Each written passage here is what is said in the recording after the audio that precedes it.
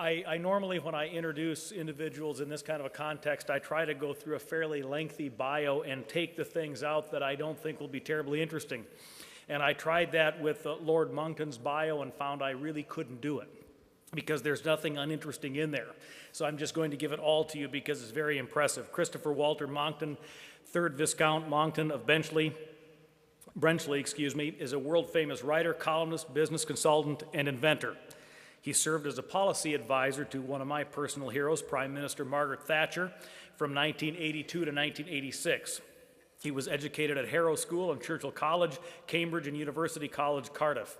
Lord Monckton has argued against anthropogenic climate change in many venues, such as the Cambridge Union, and has published papers in scientific journals and newspaper articles on the subject. He has drawn attention to the lack of a scientific consensus on climate change, calling it, quote, unscientific, freedom-destroying nonsense, unquote. He sued to get, quote, the great climate change swindle shown in schools in the UK as an alternative to former US Vice President Al Gore's film, An Inconvenient Truth. In 2007, in a series of ads he ran in the New York Times and the Washington Post, Lord Monckton challenged Gore to a series of debates on anthropogenic climate change. To this day, Gore has not responded. Also in 2007, he issued an analysis and summary of the Intergovernmental Panel on Climate Change 4th Assessment Report on Climate Change. He speaks at climate change conferences around the world, arguing that the theories of man-made global warming are deeply flawed in their science and have led to profoundly bad public policy. It is indeed my honor and privilege to introduce to you Lord Monckton. Welcome. Thank you very much, Tom.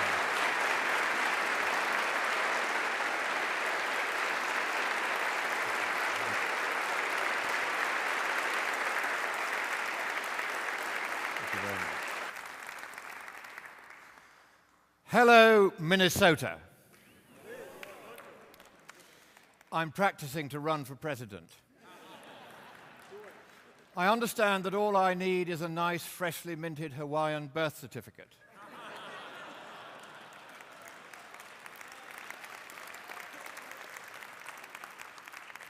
Tom, after that magnificent introduction, I just can't wait to hear what I'm going to say.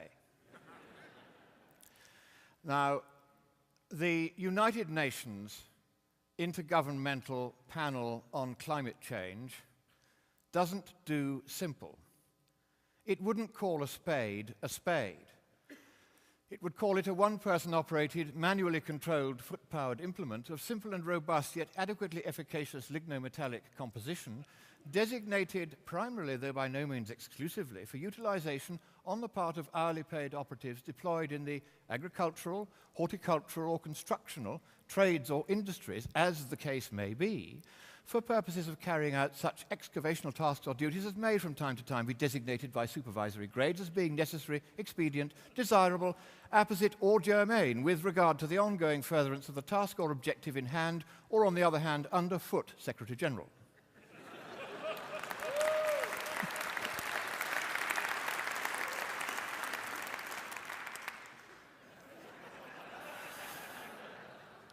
A horse goes into a bar, and the barman says, "Why the long face?" "Because it's a horse, you idiot." Most of the points I'm going to be making to you today will be as blindingly obvious as that, because one of the curious features of this debate, which you will have noticed yourselves, and I'm very pleased to see so many of you who have turned out on a cold night to come and hear this, is that the forces of darkness, I call them the bedwetters for convenience, have managed to make the absurd seem obvious and the obvious seem absurd. And so we are going to turn that back and make the obvious obvious once again. Now, one thing I'm not going to do in this presentation is to say that we can screw up the environment as much as we feel like, that we can just make a mess and pollute and take profit from messing up the planet. And I thought that film we've just seen made the point very well, that it is in fact the richer countries that keep a cleaner environment. If you go to the former Soviet Union, or still worse to China or to India, the filth and pollution are indescribable. Why? Because the poverty is monstrous. The same in Africa, the same in parts of South America, in the great cities like Mexico City, Sao Paulo. Terrible filth, squalor, and pollution, and death from pollution. And we don't want pollution, we want a clean planet. And therefore, we do not want, for we are all environmentalists, we all love the planet that the good Lord has given us. And he's given us the stewardship of it. Genesis chapter 1, verse 22. Very clear what our obligations are as stewards of the planet. We are to look after all that is in it and over it and under it and swimming in the sea. And we are not, therefore, to exercise that stewardship given to us by our Creator in an irresponsible fashion. Therefore, it is important that we do not waste money, effort, time, or resources on non-problems, such as global warming, as I shall show you that it is. Now, the gentleman you see on the Iraqi banknote there flourished 1,000 years ago. He is Abu Ali ibn al-Hasan ibn al-Husayn ibn al-Husayn ibn al-Haytham. And he was one of the foremost mathematicians and scientists of his day. And in those days, scientists were rather beautifully described as seekers after truth. And he said, the seeker after truth does not simply believe in any old consensus. He checks. And that's what the scientific method is about. It's about checking. Now, one final preliminary point. This card was produced by George Monbiot, a kind of fun environmentalist in the UK, a true believer in the global warming superstition, who believes that I am one of the 10 most dangerous global warming skeptics on the planet. So he produced playing cards, and I am the 9 of diamonds, known as the Curse of Scotland. And you'll see me there dressed up in my Gilbert and Sullivan attire, but I can assure you I've been paid not to sing tonight. But one point I do want to make is that you must not believe a word I say. I am not Al Gore. I am not going to tell you what the truth about the climate is. I am simply going to tell you a series of facts from the science and the data and the peer-reviewed literature, and I am going to allow you to draw the conclusion for yourselves that there is no problem with the climate. I am not here to proselytize or preach. I do not expect you to believe me, because science is not a belief system. Science is a rigorous process of inquiry, and I'm going to work you quite hard tonight. We're going to get through a lot of slides, a lot of data, a lot of facts. I make no apology for that, because I want to show you just how strong the case is against the pseudo-scientific gibberish which is perpetrated by the UN's climate panel and Al Gore et hoc genus omne.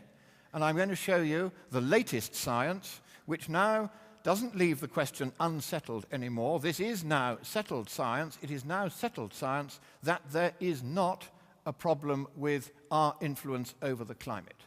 The science is in, the truth is out, and the scare is over. Now, just a quick straw poll before I start on the scientific bit. How many of you here believe that global warming is any kind of global crisis? I'm looking now, and I can't really see. There are 2 or 3 hands only, I think, are raised. 3 or 4 hands only believe that global warming is a global crisis. Well, the first thing I will say to those 4 or 5 of you is that it isn't a matter of belief. It's a matter of science. It's a matter of hard work finding out what is true and what is not. That's what we're going to do tonight. There won't be rhetoric. There'll just be boring fact after fascinating fact. Now, I'm going to start by talking about why the truth really matters. Quaesivit enim Pilatus, quid est veritas? Et ita dixit iste gubernator Judae, quia dixerat ille salvator mundi, ego in hoc natus sum, et ad hoc veni in mundum, ut testimonium per hibeam veritati. Unto this was I born, for this came I into the world, that I might bear witness to the truth. Now, those words of our blessed Lord are a perfect mission statement for anyone who, like me, has had the honor to play a part in the formation of public policy. We are there to bear witness to the truth. We are not there to impose any ideology, whether free market or anti-free market, whether communist or libertarian, on the truth. The truth is the truth, whether you or I or anyone believe it or not. And here is why the truth matters. It was all very well for jesting Pilate to ask that question and then not to tarry for an answer. But that question that he asked, what is the truth, is the question which underlies every other question. It is the only question in the end that really matters. When you ask a question, you are really asking, what is the truth about the matter I'm asking you about? And we are now going to see why it matters morally, socially, and politically, as well as economically and scientifically, that the truth, the whole truth, and nothing but the truth should inform public policy on this question. Now, 40 years ago, DDT, the only effective agent against the malaria mosquito, was banned. And you saw in that film what the effect of that ban was. Before the ban, the inventor of DDT got the Nobel Prize because he had saved more lives than anyone else in the history of the planet. Malaria, one of the greatest killers of children in the third world, had all but been eradicated. There were still 50,000 deaths per year.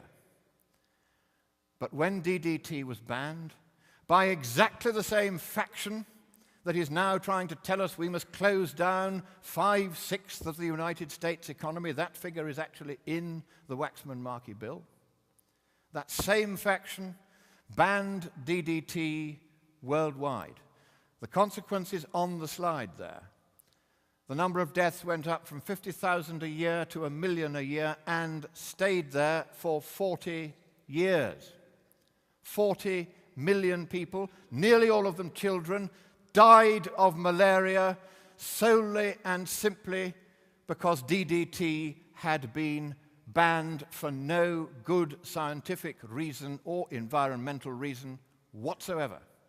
And it was only after every single one of the people responsible for that dismal, murderous decision had retired or died that on September the 15th, 2006, Dr. Arata Kochi of the World Health Organization said, normally in this field, science comes second and politics comes first.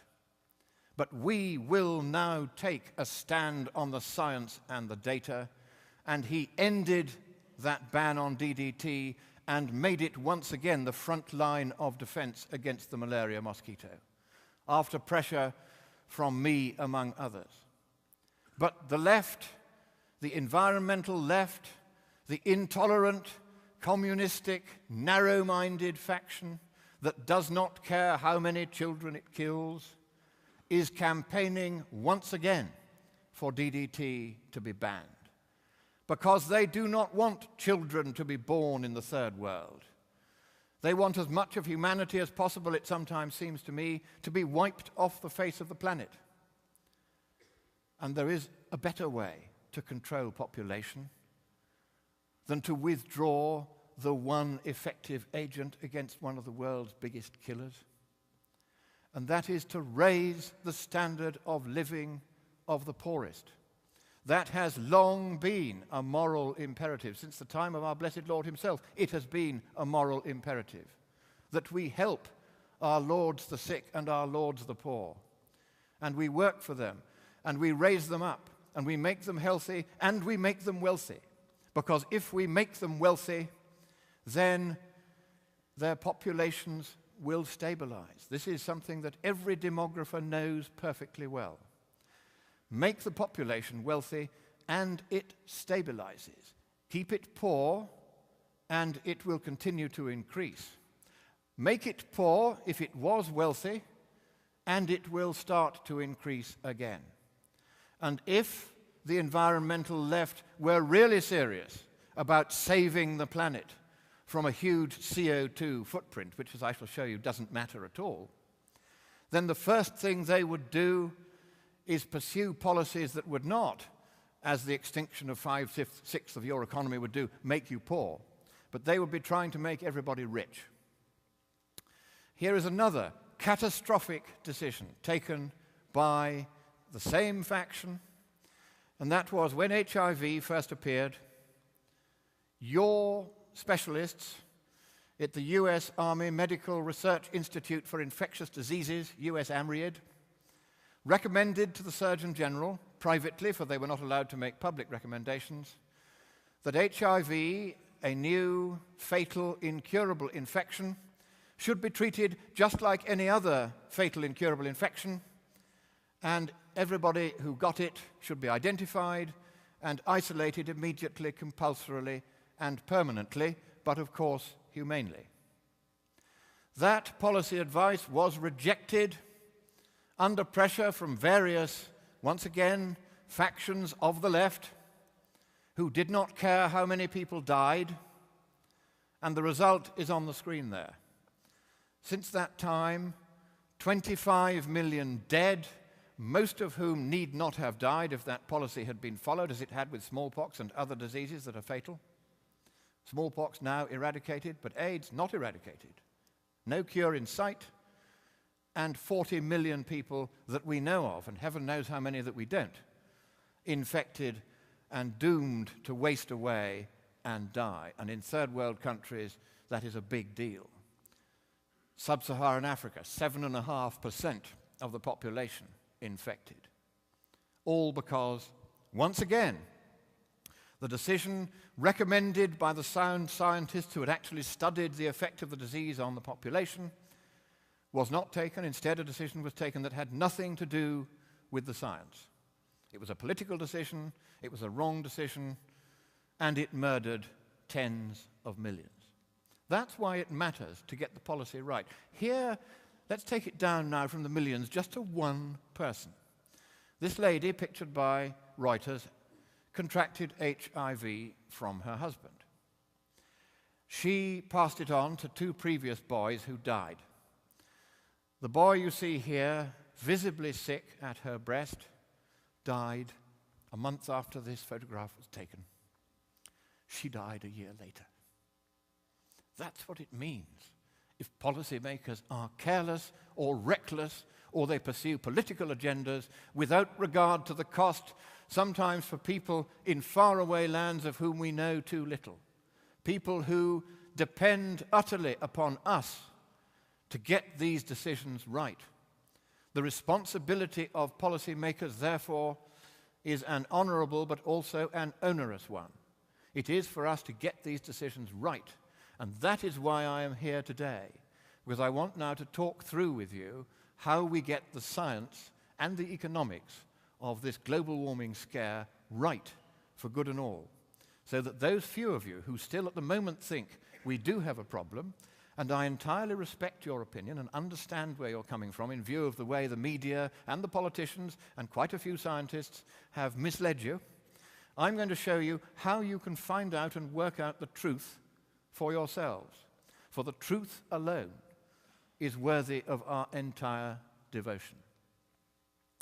Here is what happens if we get it wrong. This is what is already happening in third world countries all over the world, because we decided that global warming was a problem. We decided to take 1/3 of the agricultural land of the US out of growing food for people who need it, and instead we devoted it to growing biofuels for clunkers that didn't. And the effect has been the doubling of world food prices in just 2 years, according to the World Health Organization, and also according to the World Bank, which has done a survey to explain this sudden jump in world food prices. Now, for us, paying $2 instead of $1 for a burger is an inconvenience. For the people in Haiti, like the gentleman you see here, who are living at the moment on mud pies made with real mud, they were paying 3 cents each for those mud pies, and those mud pies were just about keeping them alive. The price of world food doubled. The price of mud pies doubled. I told this story recently at a conference in Madrid of government and opposition leaders. And a lady in the front began crying. And I said, "I'm sorry to distress you." And she said, "I've just come back from Haiti. Now they can't even afford the mud pies." There have been food riots in a dozen regions of the world in the last 2 years. You will not have seen these food riots reported almost anywhere in the West. Let's just have a head count. How many of you have seen these food riots reported? A few, but only a few. How many of you have seen those food riots reported with the same enthusiasm and repetitiveness as you have seen the global warming scare reported? Not a hand goes up. Of course not. So, there is the energy policy that Africa is now suffering under. The energy source is timber, energy transmission on the backs of the poor, energy use in smoke-filled huts with no proper chimneys, where the children die of smoke-related diseases. That is the fate which those who believe in the climate scare would not only like to remain in Africa, but they would like to inflict that upon us as well. It is as crazy and as wicked as that. So now we come on to what I'm going to flash through very, very quickly, because there are just so many of the lies that are being told by those peddling this scare. You will be able to determine for yourselves very easily that these are lies. I'm going to show you that they're lies, and you're going to then be able to check, because copies of my presentation on disk, with each slide shown and each slide annotated, are available from the organizers of this event. And you just get in touch with them, and it'll help to raise funds for them. They won't be sending any funds to me. This is funds for them. They'll sell you a disc, and you can look at each of these slides in more detail later. But I am going to go through them very, very quickly now. So first of all, then, here is a few instances of where they tell you that they're going to lie. This is the first chairman of the UN's Climate Panel Science Panel, Sir John Horton.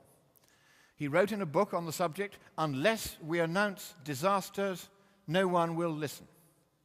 Stephen Schneider, who says we have to offer up scary scenarios. Then Stephen Guilbeault of Greenpeace, global warming can mean colder. It can mean drier. It can mean wetter. That's what we're talking about. Where do they find these people? And then we have, of course, our old friend Albert Arnold Gore. I believe it is appropriate. I can't do his dreadful accent. I believe it is appropriate to have an over-representation of factual presentations on just how dangerous it is. Why does anyone, for a single moment, believe anyone who uses language in a mangled form like that? Now, here's a little test for you. Who is the first who will tell me what is visibly scientifically wrong with this poster for Gore's movie? The words in yellow are my words, but the rest is his poster. What is visibly wrong with it? Yeah, what's wrong with the graph? Let's hear it. That's right, you have a re-entrant. Under the word all there, if that was temperature or CO2 against time, it could not possibly kink backward like that. The whole line on that graph was drawn by a PR agent, not by a scientist. The rest of Gore's movie was written by PR agents and not by scientists. Let's just look at a few of the mistakes in that movie. Here, for instance, are the 9 lies which Al Gore was found by a UK High Court judge to have perpetrated when we took this film to court. And we said to the judge, this mawkish sci-fi comedy horror movie should not be shown to innocent school children unless these lies have been corrected. And the judge, in that custard-faced voice that they all have, said, "Quite right." I'm not going to go through each of these lies. There isn't time. And there's another 35 of them where this came from that we didn't have time to put in front of the judge.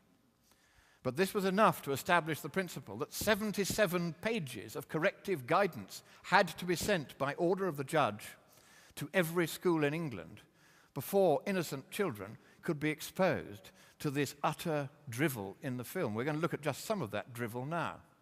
Here, for instance, is the sea level lie, where what Al Gore says is, he says, right, the melting ice sheets in Antarctica and Greenland are going to raise sea level by 20 feet imminently. Now, in fact, the other side tried to say he didn't mean imminently, but we said, yes, he did. Look at the way he's showing the sea wiping out Manhattan and San Francisco and Bangladesh, and the whole of Holland would disappear. It's wonderfully it took very expensive graphics to do that. These maps showing the disappearance of the land bit by bit as the sea level inexorably rose by 20 feet, wiping out existing populations. But actually, even the UN's normally excitable climate panel says that those ice sheets will only contribute 2 inches to sea level rise over the whole of the next 100 years. That's what the science says. But this is what the judge said.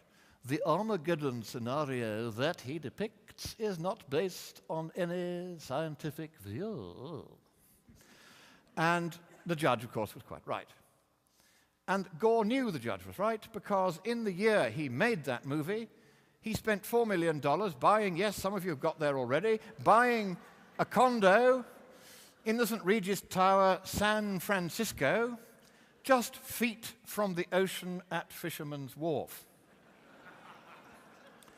So how many of you think that as he went in through 20 feet of sea level rise through the doors of that building, he would not find himself going glug, glug, glug? I mean, it is monstrous that a man who does this, who knows perfectly well that sea level is only going to rise by around 8 inches to 16 inches in the whole of the next century, depending on whether you believe Professor Nicholas Murner, who's written 520 papers on the subject, or the UN, who says the 16 inches. That's all it's going to be. It's actually not risen at all in the last 4 years, as we'll see later. Then there's the polar bears lie, where he quotes a scientific paper saying that polar bears are dying all over the shop because of global warming.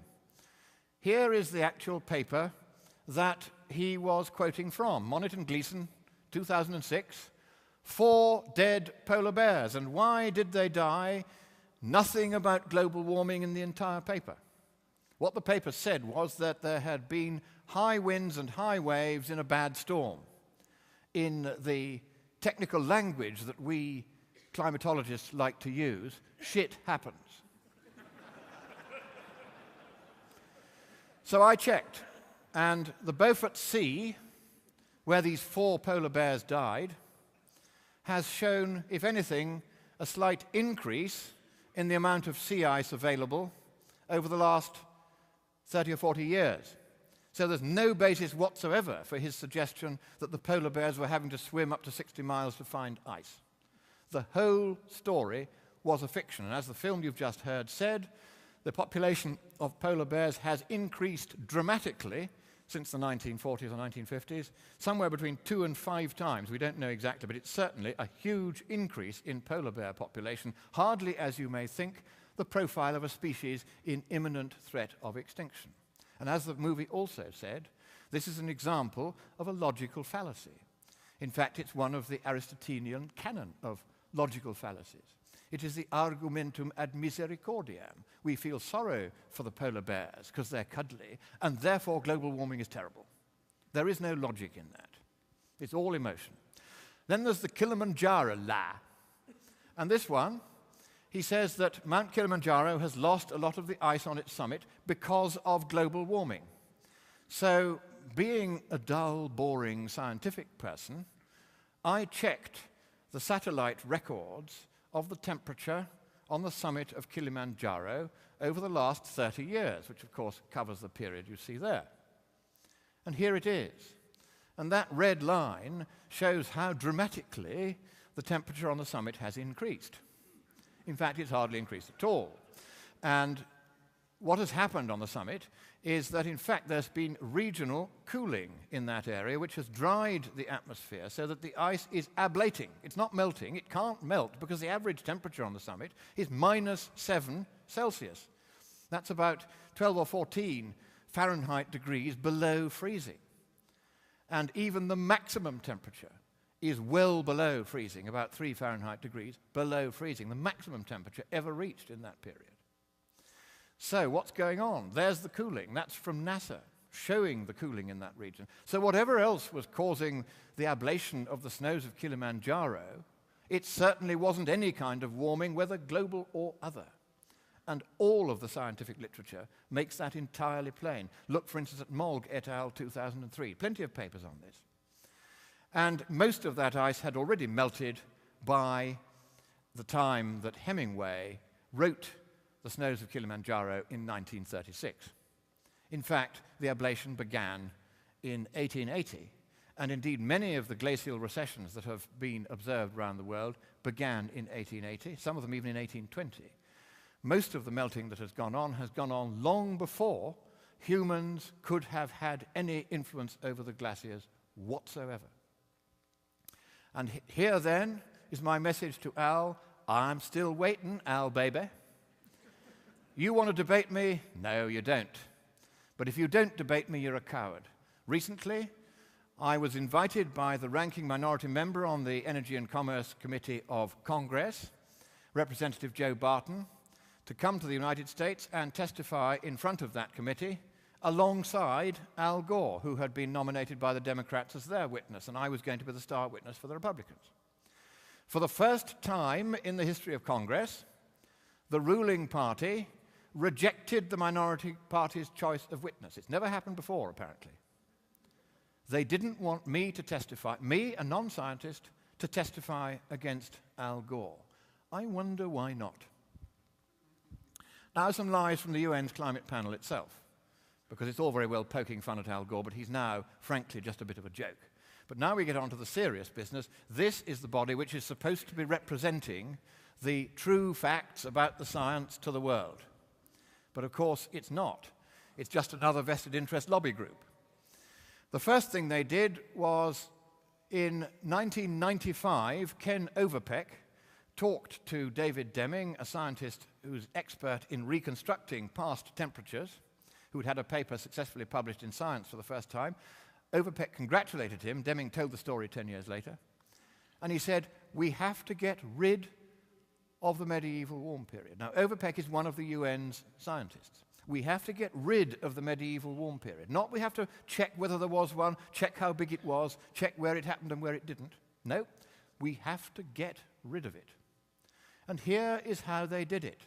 There you will see the 1990 UN report's graph. I've colorized it a bit. I've spelt medieval correctly, but otherwise I've left it alone. And you will see the medieval warm period up there on the left, a kind of camel's hump. It's very clear. You can see the little ice age in the middle there, and then a tiny little pimple on the right, which is today's temperatures. Not exactly an exciting picture. But they were quite honest in the 1990 report. There was the medieval warm period. But then, 1995, Overpeck comes along and says, we have to get rid of the medieval warm period. Here is what they did by 2001. Same graph, but this time, no medieval bump. And look what has happened to temperature in the 20th century. A huge surge. How have they done that? Notice the small words, northern hemisphere temperatures. They left out the southern hemisphere because if they had, they wouldn't have been able to exaggerate by 50% the warming of the 20th century, as they've done on this graph. So the double lie in this graph: one, no medieval warm period when everybody knows it exists and the science is clear on that. Two, they were able to exaggerate by 50% the warming of the 20th century. Here's how they did it. First of all, they said, right, we're going to use what are called proxy data sets. These are things like tree rings and sediments from lakes, and we're going to analyze them and see whether the width of the tree rings vary and so forth. And we reconstruct temperatures before instruments were available to measure them. And what they did was every time they found a data set that gave them a hockey stick-shaped curve with a nice flat shank going back 1,000 years and then a huge uptick in the 20th century, they said to themselves, we'll give that 390 times as much weighting as we will give to those data sets which show the inconvenient truth that there wasn't this huge surge in the 20th century like the one at the bottom there. Both of those, incidentally, are tree ring data. 390 times as much weighting for the one that suited them as for the one that didn't. That was the first thing they did. Then they used an algorithm for processing all these data sets, a computer program for plotting the graph, which would draw hockey stick-shaped graphs even if you put random red noise into it. That's a kind of random data. Not even the real data, just random data. It would always produce that convenient shape for them which abolished the medieval warm period and exaggerated the warming of the 20th century. But that wasn't enough. Even when they tried both those techniques, the trouble was the medieval warm period kept on still showing up. So then what they did was, if you look at the faint line there, you can see that's what their data would have showed. They tried to remove the actual data for the medieval warm period from certain key data sets. They replaced it with estimates of their own that removed that inconvenient medieval warm period, and they didn't say in the paper that they published in Nature that that was what they'd done. Instead, they said they'd used the actual proxy data. So they actually lied in print. And it was two Canadian researchers who forced them to publish a belated, lame corrigendum admitting what they had done. That is the length to which the UN has been going, actually to tamper with the data that is available to us. And now here is the truth about the medieval warm period. Here are just a few papers, the 8 or 9 of them, out of the papers contributed over the last 20 years by more than 700 scientists from more than 400 institutions in more than 40 countries, establishing that the medieval warm period was real, was global, and was warmer than the present. That is the scientific consensus, if you do science by consensus, which the UN says it does. But on the question of the medieval warm period, the UN refuses to accept the scientific consensus. Instead, it uses made-up graphs, and it is still at it. This graph appeared a week ago in an update by the UN's climate panel, just in time for the Treaty of Copenhagen, about which I shall have a lot to say later. This graph is not taken from the literature, it's not taken from the data, it is taken from the most unreliable source on earth, Wikibloodypedia. And when this was spotted, they very quickly took it away again and substituted a different graph, which didn't show the disappearance of the medieval warm period. So they will lie and cheat, and even when they're caught out, they will continue to lie and cheat. And here's another one. I spotted this one.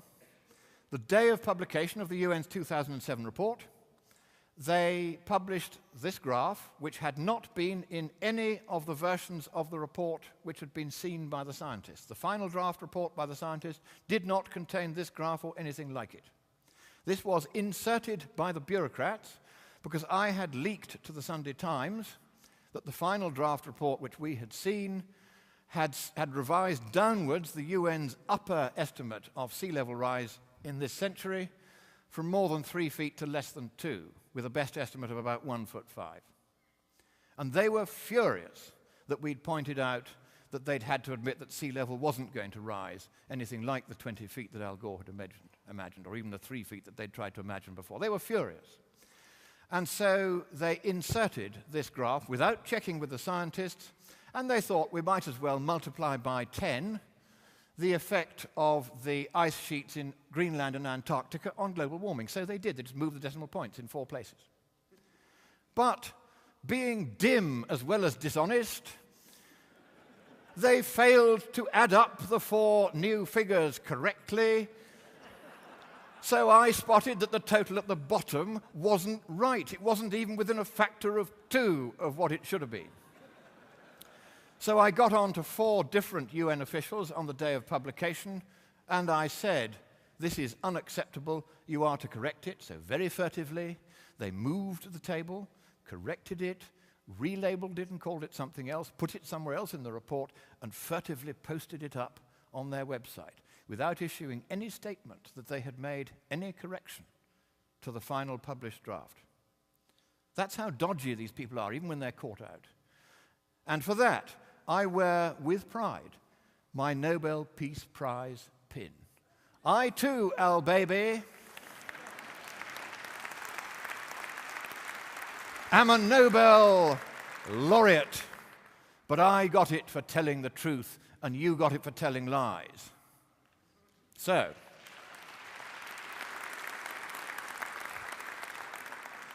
the 2,500 IPCC scientists lie. The IPCC, this is the UN's climate panel, it says that 2,500 scientists participated in this dismal report they've just produced in 2007. Al Gore last week in Madison, Wisconsin, inflated that to 4,000.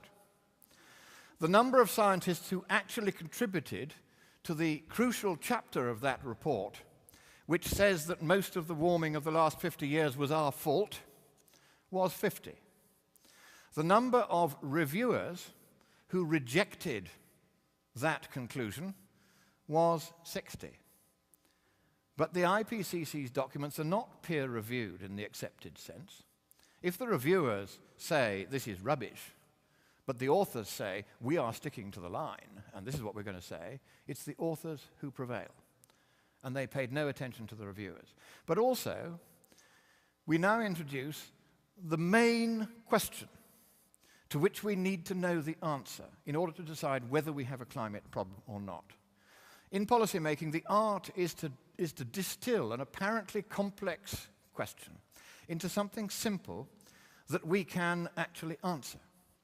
And that question is this: by how much will the world warm in response to a given proportionate increase in the atmospheric concentration of carbon dioxide? That's the central question. Everything else is dross, because if the answer to that question is not very much warming, then all the scare and all the other problems that you see all over the UN's reports and all over the media fall away, baseless. Now,